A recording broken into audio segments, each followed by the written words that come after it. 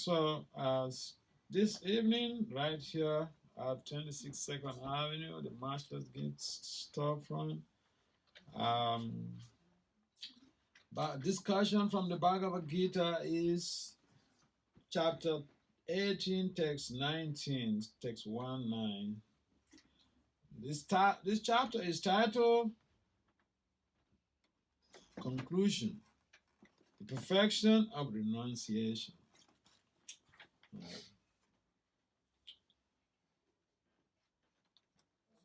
So, translation. According to the three different modes of material nature, there are three kinds of knowledge: action and performer of action. Now hear of them from me. Please kindly, responsibly repeat. According to the three different modes of material nature, according to the three different modes of material nature, there are three kinds of knowledge: action and performer of action. Now hear of them from me. So, translation. Purport. In the 14th chapter, the three divisions of the modes of material nature were elaborately described. In that chapter, it was said that the modes, or the mode of goodness, is illuminating, the mode of passion, materialistic, and the mode of ignorance, conducive to laziness and indolence. All the modes of material nature are binding. They are not sources of liberation. Even in the mode of goodness, one is conditioned. In the 17th chapter, the different types of worship by different types of men in different modes of material nature were described. In this verse, the Lord says that He wishes to speak about the different types of knowledge, workers, and work itself according to the three material modes.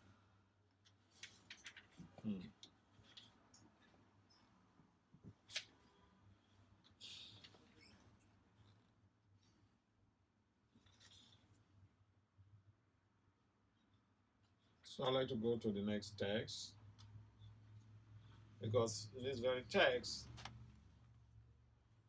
Lord Krishna is letting Arjuna know that it's an introductory talk.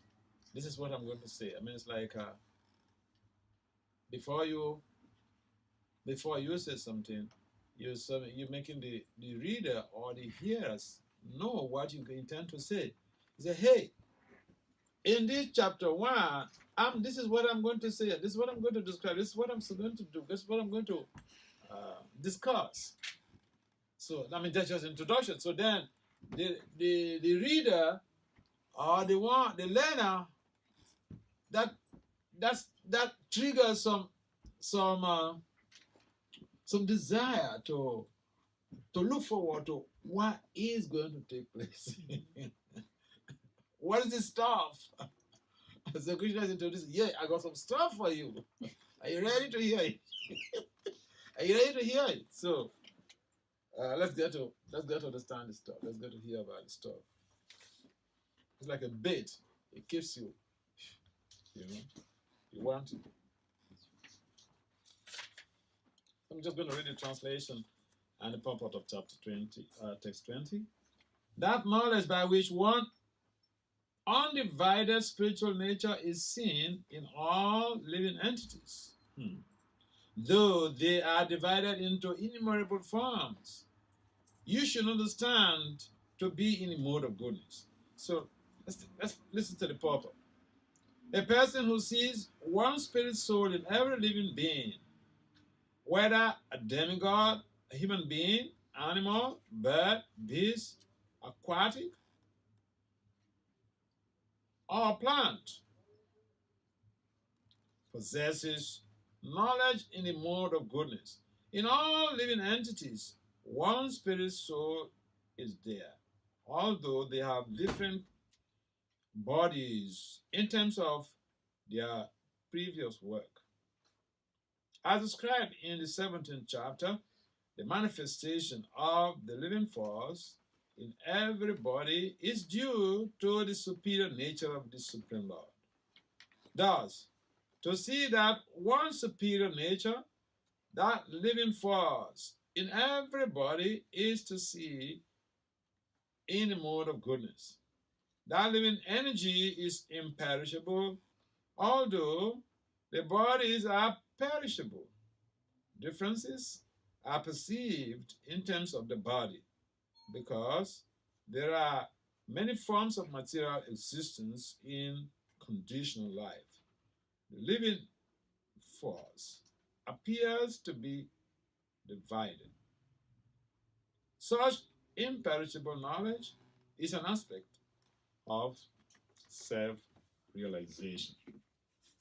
So, kom igen till varandra, gärna så sex år med det Genesis mind, see God ben.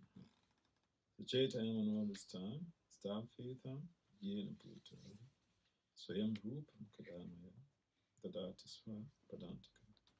Vandi Sri Krishna Chaitanya, Nityananda Sahodito, Godatai Puspavanto, Jitu Chandu Tamanda.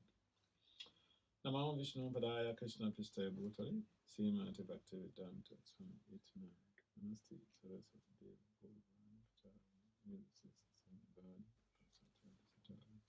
Vancha Kalpatari Byacha, Kripa Sundya Evacha, Patitanam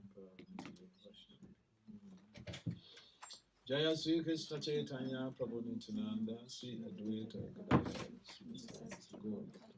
Hare Krishna, Krishna Krishna, Hare Hare Ram, Hare Ram. So, this is an interesting text because it's talking about knowledge. Of course, all of the information, spiritual information that Krishna generated in the process of his dialogue with Arjuna, they are very much intriguing. They're very stimulating. Because in this text, it triggers an idea or a desire to be able to acquaint oneself with that superior knowledge, knowledge in the mode of goodness. What is it? So we find that, knowledge means information culture. Knowledge implies that there are some things that we need to know and we have to learn it. So knowledge it has a very close relationship with learning. If we want to know something, then we have to learn. And learning is a lifelong process. It's a lifelong project. So you can say that the more you know, the more you want to know. The higher you are in terms of knowledge acquisition, the more desperate you want to know. Yeah. So I remember we were at a residency conference in Washington late last year. And so one of these professors is a very astute professor in the field of the management sciences. So she was making a presentation, and then Another professor says, "Oh, but I've never heard of this." Yeah, but they're in the same discipline, management, the same management science. So that is how the spiritual knowledge is. When we hear about even the same text, so we hear this text today, chapter 18, Bhagavad-gita, chapter 18, text 20. We read it. Next week, by this time, when we read it, that same text again. Say, oh, it seems I never heard of this. There is something new. In other words, there is no saturation of information culture in spirituality. I'm not too much. I'm saturated with the information culture of spirituality. I don't need to know anymore. No. It's never been like that. It will never be like that. And it will not even dream of happening it now. That's why we are here. We are eager to learn something. So, and that is in alignment with what Krishna, presupposes that for one who wants to understand the truth, who wants to know the truth, that eternal truth, that spiritual information culture, one has to be eager to learn, and one has to approach a bona fide spiritual master to make some inquiries, some humble inquiries. Humble inquiry does not mean that one becomes a zombie. No, humble inquiry implies that you remove everything in your cup and you're ready to put something new in the cup to be able to drink. Because if the cup is full, where will you put whatever juice you have acquired or whatever drink you have? So spiritual humility implies that we may have some type of information culture, but then having understood that knowledge or spiritual knowledge is unlimited. Why? Because Krishna is unlimited. We should be ready to open up our hearts to new realizations. And when we have that culture of readiness to learn, we will naturally be alert. Otherwise, we could be distracted, because even the senses, the sensory modalities, at every moment, they are pulling us here and there. And so if we do not understand that, yes, there's something that needs to learn something new, I need to learn something, we will not even be eager to come to the temple. We will not have been here. So that initial desire to learn, initial desire to hear Krishna Katha, that is an imperative factor in spiritual development. And that basically implies that one is treading by the impulse of the mode of goodness. Because if you're not in the mode of goodness, then you will not be attracted to spiritual knowledge. If some element of mode of goodness is not there, you will not be attracted to spiritual knowledge. Keep in mind that these three modes of nature, Tama, Rajas, especially mode of ignorance and passion,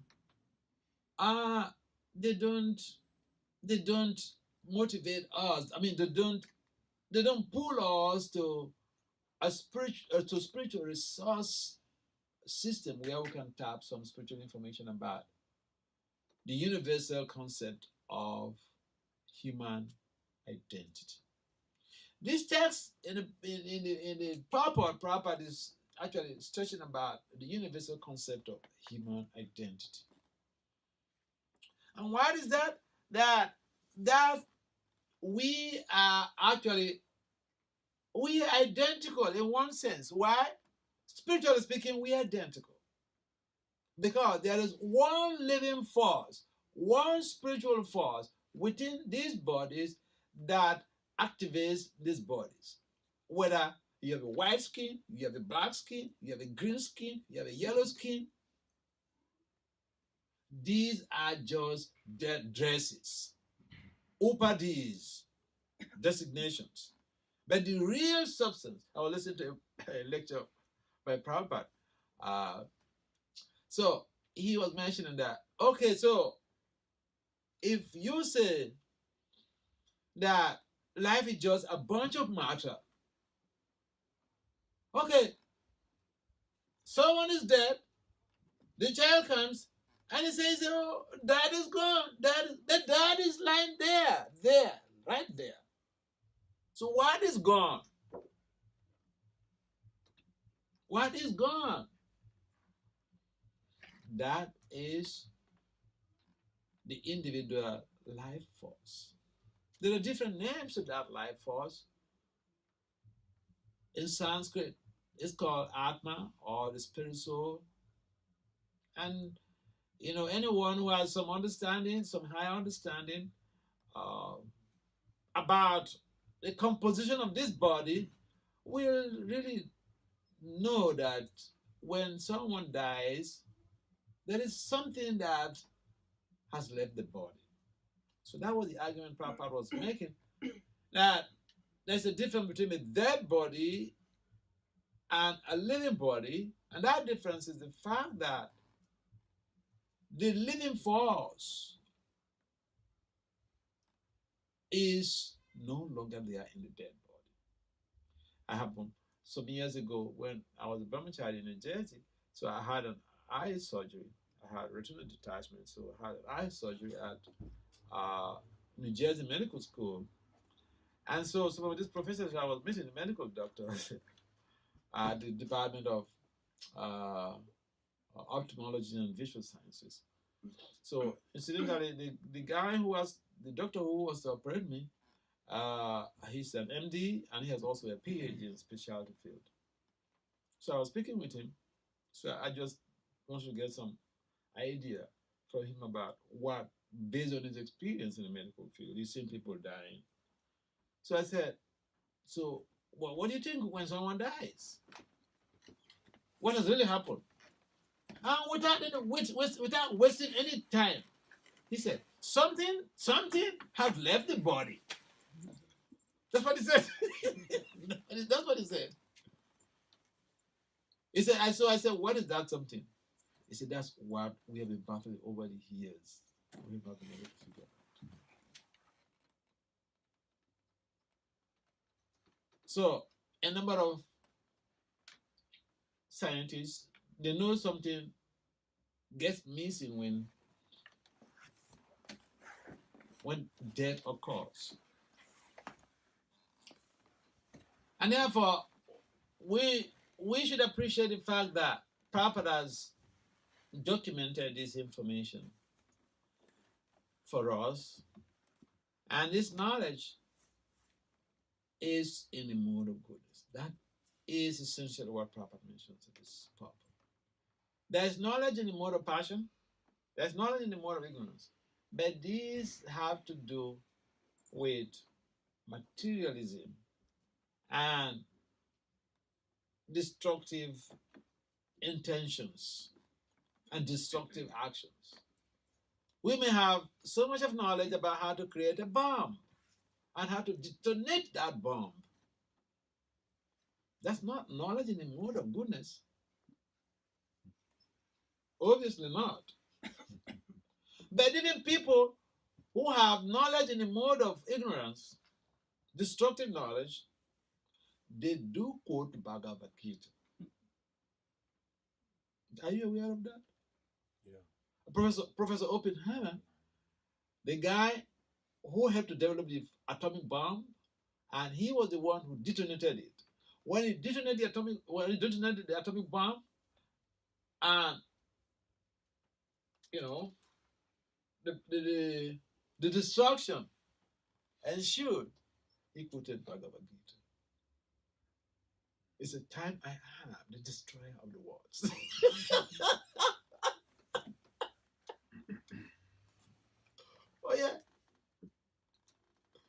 Yeah, if you doubt it, Google Oppenheimer.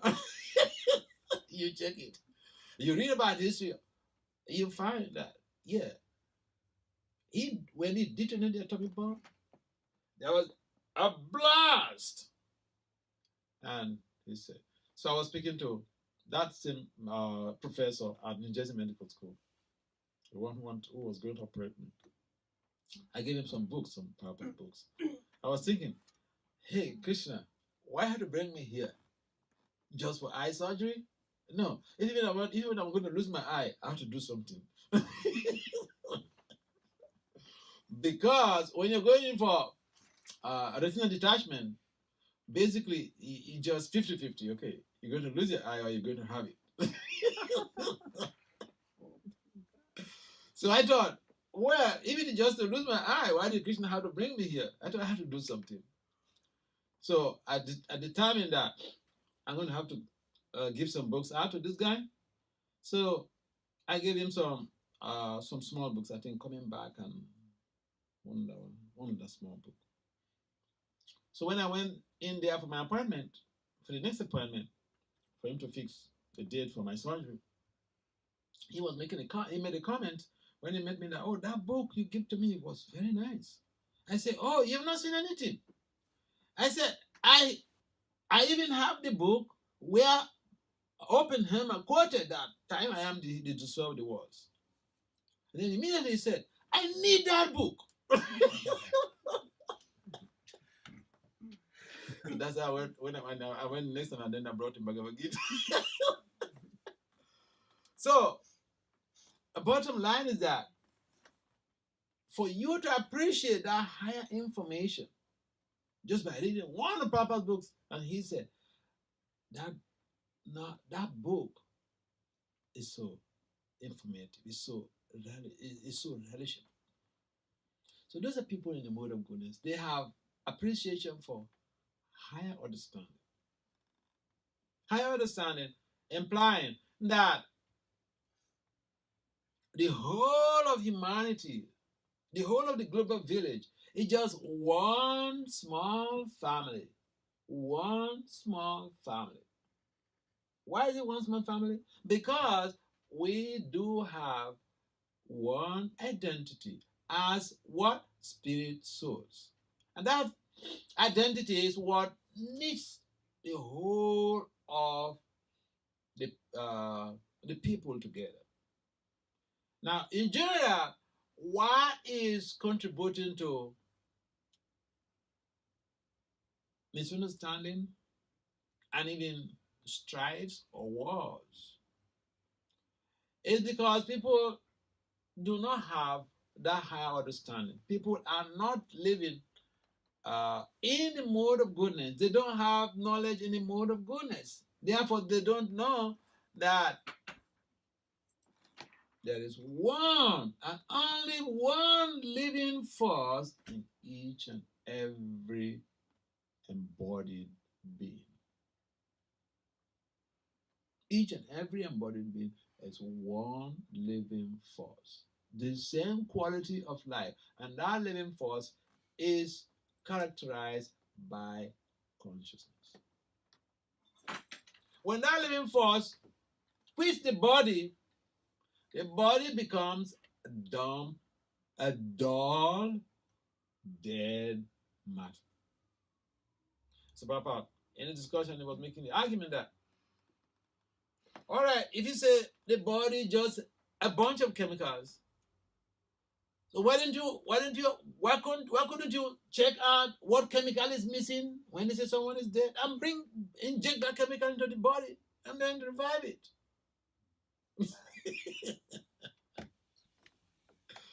Yeah. So this knowledge of how the soul is the activation force of this body. I mean, it's like you have a cell phone, you need a SIM card to activate it.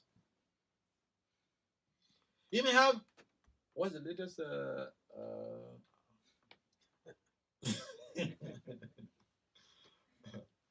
What is this, an iPhone? Is it iPhone 10? Okay, 10 XL. Whatever it is. You say you have the latest iPhone. If you don't put, if there is no SIM card, the phone is not going to be activated. It just is beautiful, it's nice, attractive. But there's nothing, you can't do anything with it. But that's not the purpose of having a phone. That's not the purpose of buying an iPhone. Not to just use it to decorate your pocket. It's to use it for communication and other type of information technological activities. What really makes the phone functional is a small chip. It has SIM card.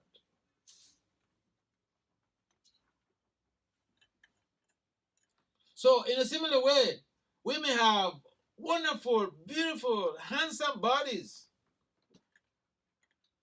But we need to understand that what makes you even beautiful, attractive, is that infinitesimal entity called Atma or spirit soul. And when that soul is gone, either by commission or by omission, the body becomes useless. Even the people who are attracted to you, who can stay without you, they want that body to be removed very quickly. Quick, take it to the crematorium, go get it burned. But this is your darling. Oh, she's no longer there. Oh, but this is she. Oh, you don't understand. I remember when I was a kid, so I had an uncle, and then when I was coming back, when I just came back from school, so I was whistling, small boy, whistling. I was entering the campus, I was whistling. So, my aunt, one of my father's youngest sisters, she came to me and said, shh, shh, shh, shh, shh. Shut up. I said, what? You see, your uncle is dead. So don't whistle. So I didn't understand what she meant by someone dying or something like that. So by the time I heard the name, so I went straight to his apartment. And when the people were sitting around his bed and he was on the bed, so I went back to my aunt and said, "You say he's gone. Look at him there." She said, "Oh, you don't understand. No knowledge. They just say it's gone. What is gone, people don't seem to understand." So that spirit soul is what makes this body functional. If that spirit soul is no longer there, this body becomes a lump of dead matter. No more attraction, no more knowledge, no more eloquence, no nothing. So the Bhagavad-gita gives us precise information about this spirit soul. Especially in chapter 2, Krishna gives delineation. He characterizes the soul as not being, you can't burn the soul. You can't kill this, it's completely beyond the force of time. The soul cannot be killed. You cannot burn it in fire. Nothing you can do. Why? Because it's a spiritual spark. It's a spiritual entity. And again, Krishna describes this, that it's so small. In the Purana is mentioned 1/10,000 the tip of the air. So it's so infinitesimal that suppose it is even a material substance, it's difficult. It would have been difficult to see it under the microscope. 1/10,000 the tip of the air. So this knowledge is described here in this text as knowledge in the mode of goodness. This knowledge is not meant for destruction. But even when you have knowledge in the mode of ignorance, you have developed some destructive bombs or whatever, you can still read Bhagavad-gita like Oppenheimer did. But then the difference is that you have to see how you are aligning your information culture with the information technology, spiritual information technology of the Gita. In other words, being able to see people as spirit souls and being able to identify that living force in you is the same living force in each and every body. Think about it. If people on this planet begin to cultivate this knowledge, that could be the source of universal peace. Oh yeah. Because then the so-called discrimination is no longer going to be there. Because if you see, if we have the same spiritual identity and that information is being disseminated, people will get to appreciate other people around them, people appreciate their neighbors, appreciate anybody they see, not disrespecting or disregarding people based on gender and age.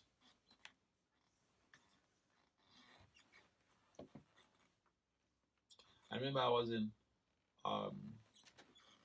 Ivan some years ago in California. So the temple at Laguna Beach, they entrusted me into the care in the care of one family, their grandparents. So we were going for a program, and the wife was sitting on the back, was sitting in the front with the driver, or with the husband. So we're going, and the wife was giving the directions to the place, talking about, how we can just minimize knowledge in the mode of goodness and cause some strife even in our family, cause some miscommunication, misunderstanding, and a cold war even in the family. So we're going, and then the wife was giving the husband the information based on the directions that she has with her. Husband completely ignore the wife. So she said that if you're not even going to take the directions here, why don't you call the host that we are going to, so that we don't miss and manage, we take it to the wrong path, and then he's not able to go and give the talk. So the husband, he called the guy, he called the host, and that is in some direction. So the host sent the directions. The same direction that the wife has. The same exact replica.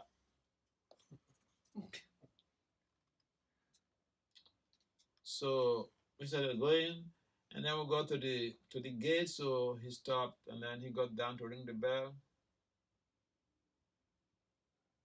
Talking about discrimination and knowledge deficiency,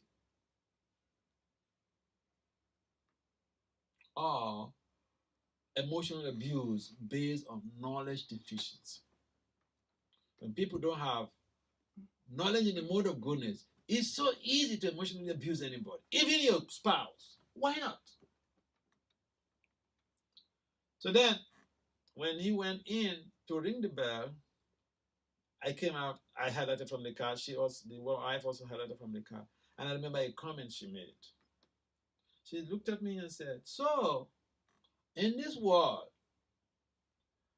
as long as you're a woman, anything you say is wrong."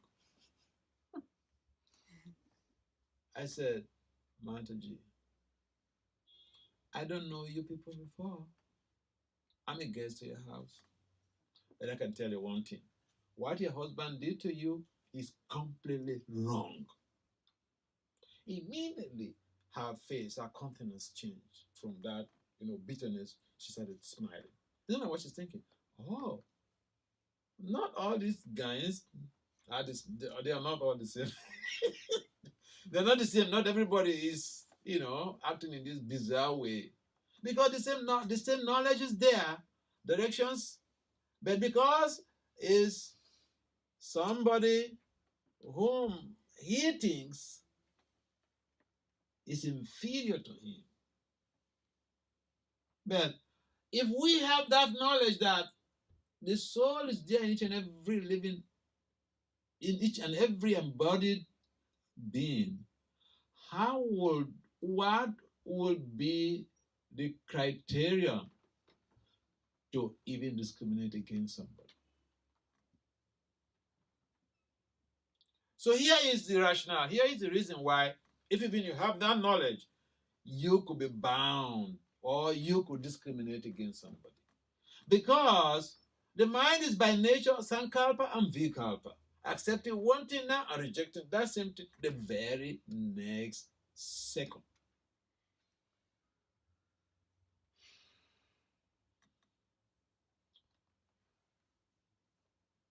And that's the reason why you find people who are supposedly very good and they could also do bizarre things. The nature of the mind. The modes of nature are vying for supremacy in our lives. The mode of goodness, the mode of passion, the mode of ignorance, they are not in static equilibrium. They are always fighting. I mean, it's like little kids in the house. The minute the parents have left the house, they've gone to the mall, leave the kids in the house. Oh, there's always fighting. They're fighting who takes over, who controls.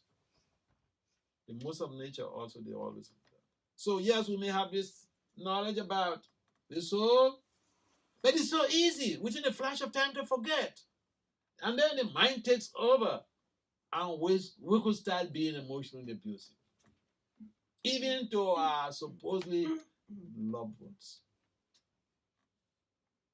So this is a tricky way of material existence. And therefore, devotional service enables us to be in constant remembrance, or provides a constant reminder for us to always be aware that I am not this body. Aham Brahmasmi. I'm a spirit soul. Think about it. The whole crisis on this planet are based on this gross ignorance. People thinking, I'm superior to you because I'm a man. I'm superior to you because I'm a woman. I'm superior to you because I am green. I'm superior to you because I'm white. I'm superior to you because I'm yellow. Oh yeah, this is the whole foundation of ignorance and strifes on the planet. Therefore, the peace formula Prabhupada has given to us is that people should have that high understanding. People should chant Krishna's holy names. When we become purified, then we'll be able to appreciate the identity of each and every one as a spiritual spark from the spiritual whole. So that's why I said in the beginning that this verse is very intriguing. It's very relevant to our everyday reality. For us to be able to understand, to obtain that deeper understanding, how each and every living body, there is that living force, that life force, characterized by consciousness, is all that we need to know to make a positive difference. That's all we need to know to be able to become sustainably compassionate. Because if we think we are giving some help to this body, or I like this body, hey, who is this girl? Woo! She's so nice. Okay, I want to marry you. After 50 years, after 50 years, the body had changed, man.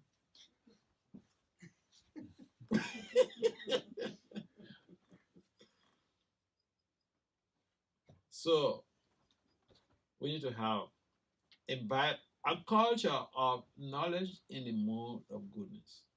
And how do we? A culture means a type of civilization, and it comes with regularly getting yourself immersed or involved in that very tradition. And that tradition is reading the Gita, chanting Krishna's names, because then we get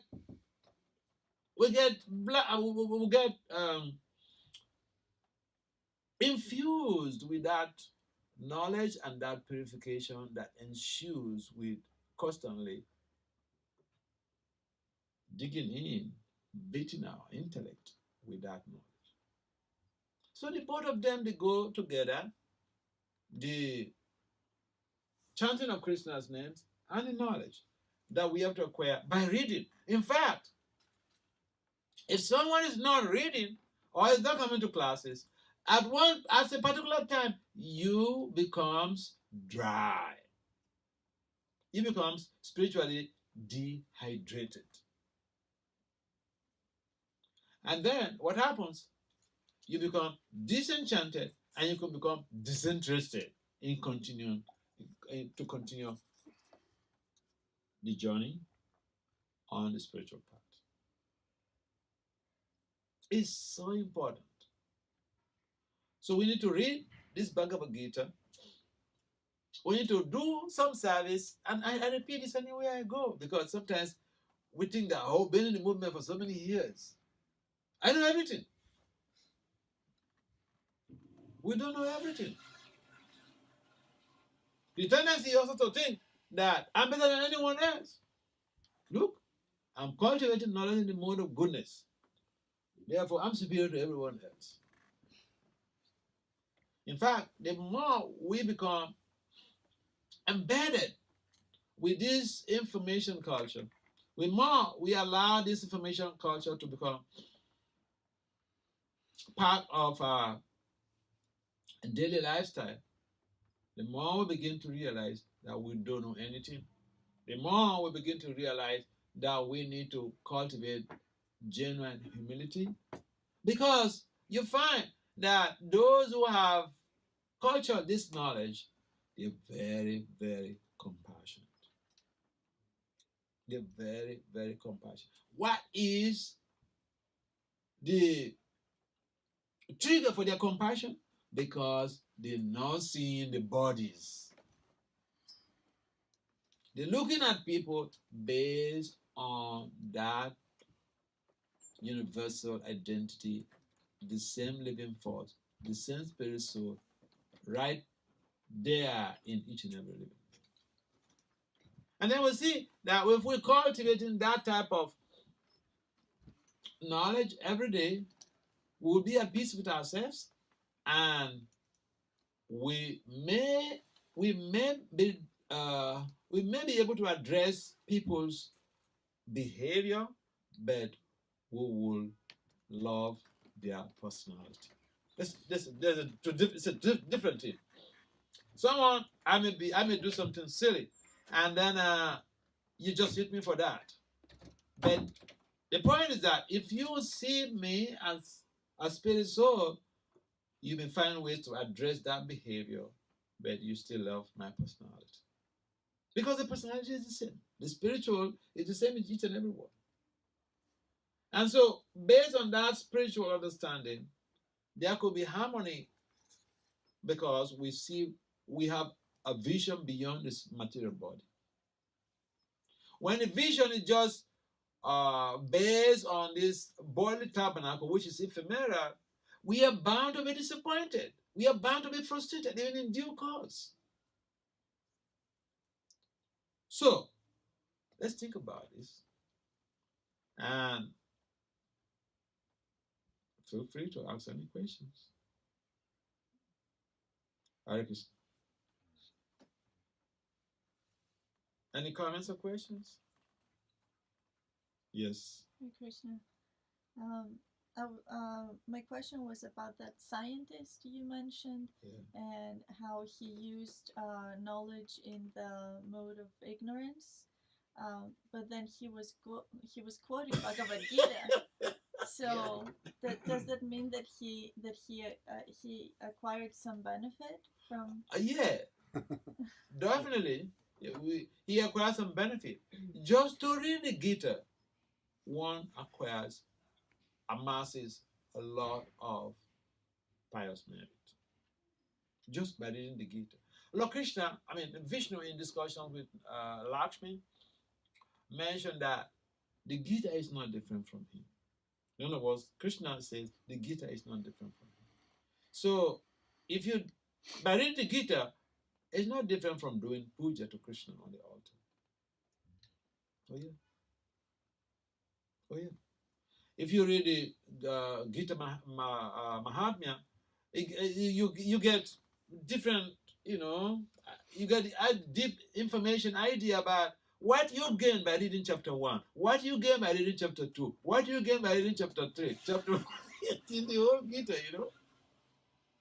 We should cultivate some reading habits. We have so much to read in this Krishna consciousness. It's not like a church, you go to church on Sunday, or you go to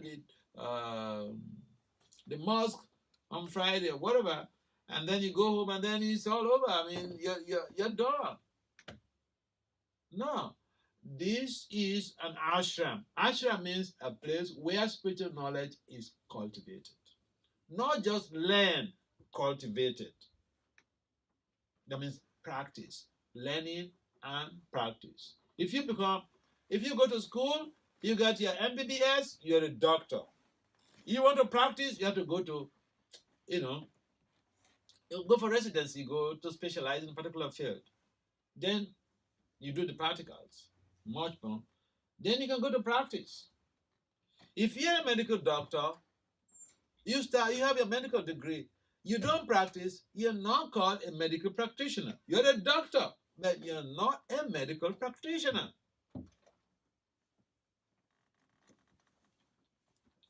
So the whole idea is that we should be, devoted practitioners. Devoted practitioner implies we need to bathe our intellect with the information culture of the Gita virtually every day. It's like you eat every day, isn't it? I don't eat every day. Raise up your hand. I think everybody eats every day. We eat every day. Spiritual knowledge, if even it's just one line, we should try. Our lives will never be the same. Because the Gita is not different from Krishna himself. Krishna is absolute, so his paraphernalia, the book Bhagavad-gita is not different from the speaker of Bhagavad-gita. This is not what I'm saying. This is what Krishna said in the Gita Mahatmya. So yeah, he got some benefits. For him to even to quote it, it means he really must have gotten himself absorbed in it. Okay? But his dharma is to produce atomic bomb. So that knowledge really helped to purify him. Oh yeah. And that is why the more we are experience an elevated in Krishna consciousness, we will be able to acquire, skills on how to direct people based on their inclinations or based on their work proclivities. So here is somebody whom you say, oh, is a destroyer. He quoted Bhagavad-gita. Your question is, will it benefit from that? Yes. Benefit from that. Any other comments or questions? In the absence of any other comments or questions, we'll like to join this discussion and then go to the next phase of the program. Srila Prabhupada ki. Hi. Thank you very much for coming to participate.